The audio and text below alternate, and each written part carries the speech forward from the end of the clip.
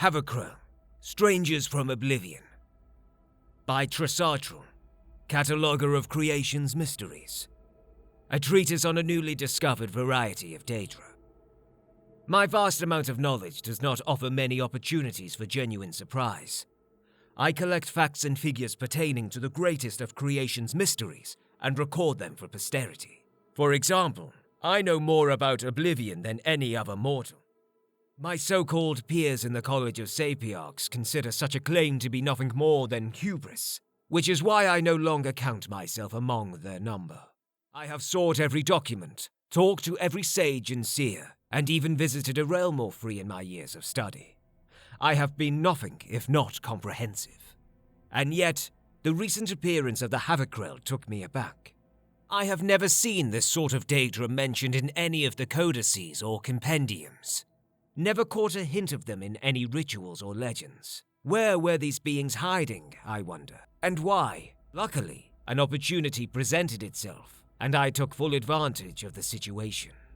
A daedra cultist agreed to summon one of these solitary entities for their own purposes, but agreed to allow me to question the creature for an outlandish contribution to the Order. Zeacus, as the entity referred to itself, named itself to be one of the Havocrel. It stood as tall as a frost giant and twice as broad, with crimson skin and eyes blind as a Leeuwin beggar.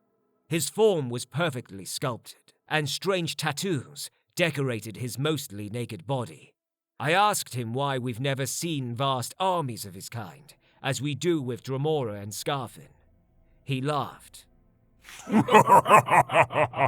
We prefer isolation and detest the company of our own kind. Gather two in a room and watch the tension build. Bring three of us together and blood will flow. 4 Havocrel in the same location, and you might as well call it a war. For a creature that prefers isolation, I am surprised by how willing Zeacus was to talk to me. He did keep glancing at the cultist who summoned and bound him within the circle, but that was no matter to me. I paid a lot of gold for this opportunity, and I did not plan to waste it. For example, Zeacus told me that he lived in a palace of frozen magicka when he was not fulfilling a bargain for a daedric prince or other powerful entity. I asked him to explain what he meant. He shook his head and said, "No!" I changed the subject and asked him to elaborate on his servitude to a stronger master. He laughed. A contract is in servitude, mortal. I lead mehrunesdagon's armies, for example, because the prince and I have struck a bargain. My skills and strength in exchange something of great value. Gold? I suggested. Zeacus laughed again. What do Havocrels need with yellow ore? I changed the subject again, asking if his blindness was a hindrance. Apparently, all Havocrel are blind, it seems. Some cover their unseeing eyes with cloths or elaborate headpieces, but some, such as Zeacus, do not bother with such trappings. When I pressed as to why all of his kind was blind, he said, "A curse is upon us. Ask about it no more." Those were his last words on the subject, but blind or not, he seemed to have no trouble sensing our locations outside the circle, or otherwise perceiving the world around him. I have no idea how he accomplished such feats.